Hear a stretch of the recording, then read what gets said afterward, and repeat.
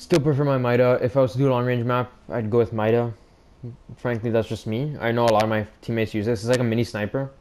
That's how it is. Like it has a really low fire rate, high impact though. And look at the range. The range is almost maxed out. Can you even max it out? No, you can't. But I mean, it's good. Like honestly, this it's sad to say, but I've used this maybe like 3 times in PvP. I'm not a fan of it. I prefer weapons, even a scout rifle. I prefer weapons that fire faster, like Mida. But I mean, if you're that kind of guy who likes just full on hanging back, I'd recommend this. Honestly, PvP, I'd have to give it an 8.5. A lot of my friends use it. A lot of people I've seen use it. They say it's really good. I should probably try it out, to be honest, myself. Not, haven't really tried it a lot though. But, you know, again, it's geared a lot towards PvP, I believe. This perk is a lot, yeah, it's geared toward PvP. You can use it in PvE, like on bosses. So I guess I'll get a PvE, if I was going to be PvE, 8.5 as well. 8.5 in both of them. But overall, yeah, it's pretty good. Zen Moment, causing damage, increased stability. It's a really good sniping gun, like long range gun. Probably the best out there. And then my favorite so far in year 2, and probably everybody's favorite so far in year 2 that was put out. I call this like the last word, the anti-last word. People used to call this the Red Death, the anti-last word. But this gun, you just hang back, shoot out last word guys, and then just teabag them, emote them, do whatever you want to them. Look at it. It even calls it the Troll Smasher. It's literally the Troll Smasher. Stellar Sextant. Come on. Who wouldn't want this gun? And once you get this, the boost movement speed. I'm not a huge fan of the movement speed thing, agility boost, but I don't know. I've been able to outrun a lot of people with this gun, so I'm guessing the movement boost is noticeable. I don't really like even lightweight 2 agility. You see, you get like 2 agility.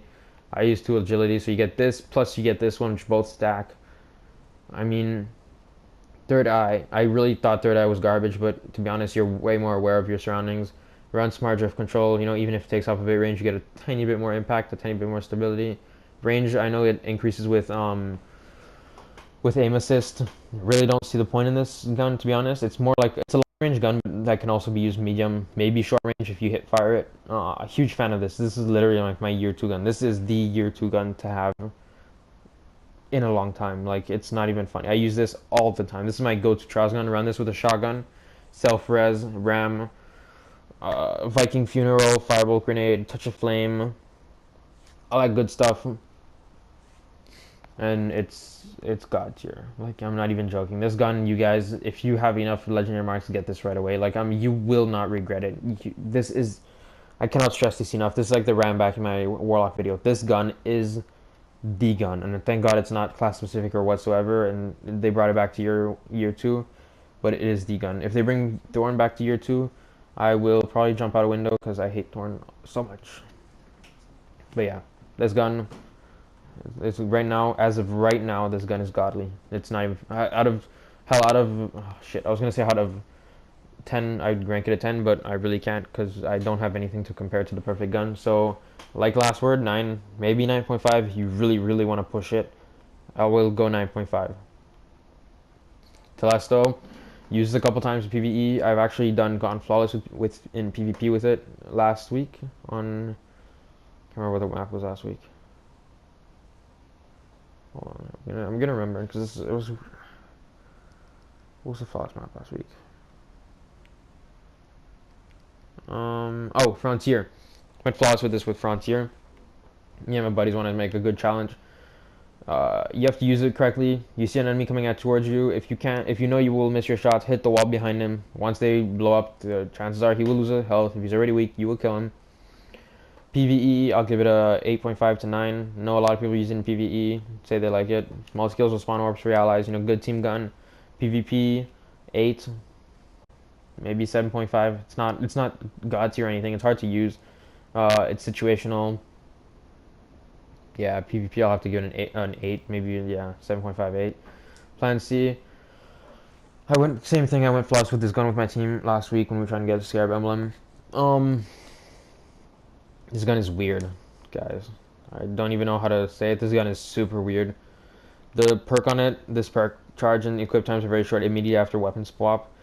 I know people back in year 1 would swap their weapons constantly, and then you'd always have the full fire rate.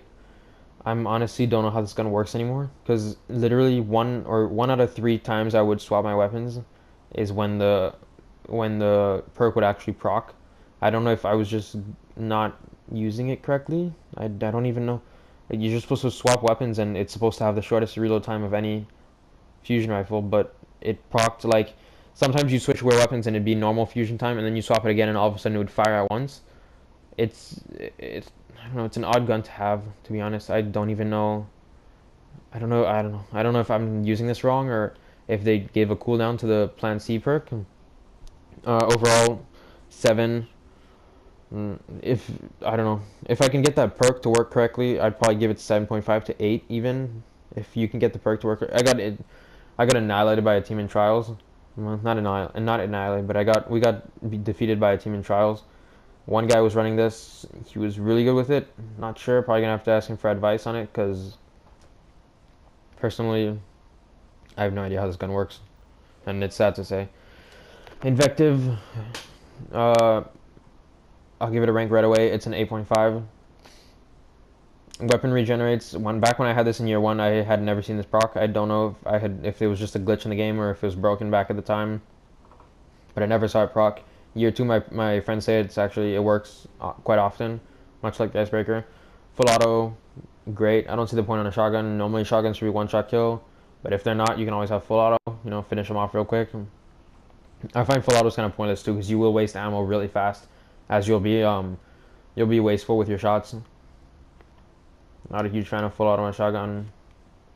You can boost the range by a lot with Send It. Stability you can boost also. Yeah, 8.5 is where I'm resting at. Again, I really don't think you should use an exotic slot on a shotgun, especially with dry rot. Not dry rot. Conspiracy Theory D as well as Immobius. I think for Titan is pretty good. I've heard. I don't see the point in that. A lot of people like it. Not my thing. Fourth Horseman. They used to have a good perk on it. They changed it with Return to Sender, and full auto mode. Like literally, this weapon is basically. This weapon is so stupid. It's basically Invective with less range, same impact, a lot more stability. But trust me, with the full auto mode, it's not stable. It's not stable at all.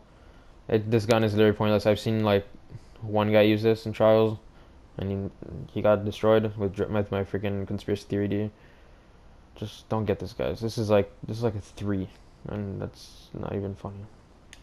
Hereafter, first sniper exotic I got in this game. Very good. Aim assist is very high. If you're not a fan of snipers and you don't think you're very good, use this. You might surprise yourself. Blinding light doesn't help that much. I've seen it proc a couple times in PvE. PvP I've seen it proc same a couple times, but again, it's not like every shot will blind. It's every like 4 or 5 shots if you can actually land the precision shot. Perfectionist, again, very, very, very PvE wise perk, which I find is stupid since this gun should really be geared towards PvP. Keep the additional thing. Crouching increases zoom and scope, makes it easier to aim under fire, which is basically unflinching. I don't know. The unflinching is good for this weapon, and you can see it. It helps, but the increased zoom scope after crouching is really I find it. I don't know. I find I don't want to say pointless, but to me it just confuses me because you're used to having a scope one way, and like when you look, you expect it to be the same, but crouching just makes it zoom in, which it will literally destroy your sense of I don't know what to call it. It's your sense of scopeness, like where you're used to your scope is. It will mess it up. This perk bothers me. I'm always standing in areas when I snipe, except on like Twilight Gap when you're sniping across the map and you want to crouch. I can understand. This weapon 8.5. Not really. I don't. Honestly, for me, guys, I would never use a secondary exotic perk. Always primary. Whether it's multi-tool, last word, maybe no time to explain if I'm in the mood. But if I was to use one, yeah, I would definitely gear towards this one. Out of the new exotics, Invective and this would be my year 2 special weapons for PvP. Black Spindle, pretty low aim assist. Black Hammer 2.0 if you like to call it. It's nice, it's shiny, hard to get. Back at the beginning of year 2, when this weapon was first announced, me and my friends would only use this in trials since this is literally the only weapon that will shut down a Hammer of Soul, with one shot to the head, and it's the only weapon that will do so. Highest impact in the game. Yeah, doesn't get better than that. The main perk is it even here? Sorry guys. Yeah, here, white nail. If you land all 3 precision shots on the enemy, you will take all 3 shots from your magazine, from your reserves, and put it right back into your magazine. This weapon, you do King's Fall with this, and you are set for every elitist group out there. If you want to do King's Fall, you have to have Black Spindle and Touch of Malice. Touch of Malice is a bit hard to get. Black Spindle is hard to get, but with the right team, you can do it quite easily. Mulligan, it's good. I've done this weapon in PvP. You see it a couple times. PvE, when you're running King's Fall and you're shooting Golgroth, for instance, and one of your shot misses. Believe it or not, Mulligan kicks in, and you will feel it. It will help you out very well. And you can still maybe recover. When you fire your first 2 shots, third one misses, you get Mulligan back, you fire the third one, it will refill your magazine because of White Nail. Whether it's, I don't know how long White Nail has to be between the shots. I know it's maybe like 1 second, maybe a second and a half to 2 seconds. If you're fast enough, you can recover with Mulligan. PvE, boss battles, this gun is the boss destroyer. I would give this a 9.5 in PvE. In PvP, I will give this a 8.5. No, actually, no. I'll give it an 8. Just due to the fact that back in the beginning of year 2, you needed to shut down a Titan hammer. But now with the Titan, now with the Titan nerf, the Sunbreaker nerf, you can shut it down a Titan with Steel Piercer. 1,000 yards there. Nothing really special about this gun anymore. Aim assist is pretty low. I mean, PvP, I wouldn't use this anymore. I have a buddy that still runs it just because he likes the increased impact. And when you shoot a guy with it, it takes down 85 to 90% of their health. Like, they will literally just, like, they can take fall damage and they will die. Like, that's how bad it is. Again, yeah. 9.5 in PvE, 8 in PvP. Whew, this gun. This gun, guys. This gun is my gun. This gun is the big gun. This gun is... I love this gun. This gun is... It's terrible. This gun is terrible. This gun I usually run. Keep the first one. You need the stability. Mulligan is pointless. Missing a shot has a chance to return ammo directly to the magazine. Same as Black Spindle. Does it kick in often? No, I hate it because usually with the null and beyond, for those of you who don't know, there's a glitch where you can fire a shot, reload, and then while you're reloading, you sprint forward and you will cancel the cooldown of the null and beyond shots. So if you do it at full, you can.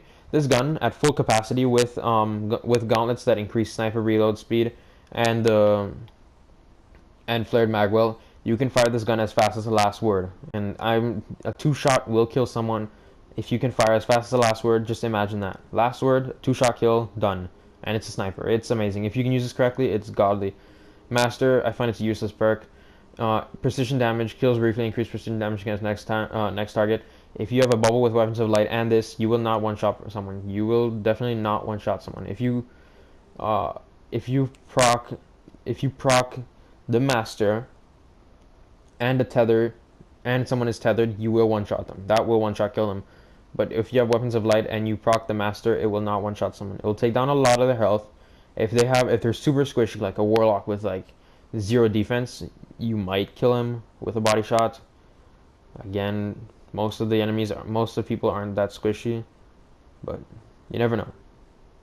This gun is literally like, you see someone running this in PvP and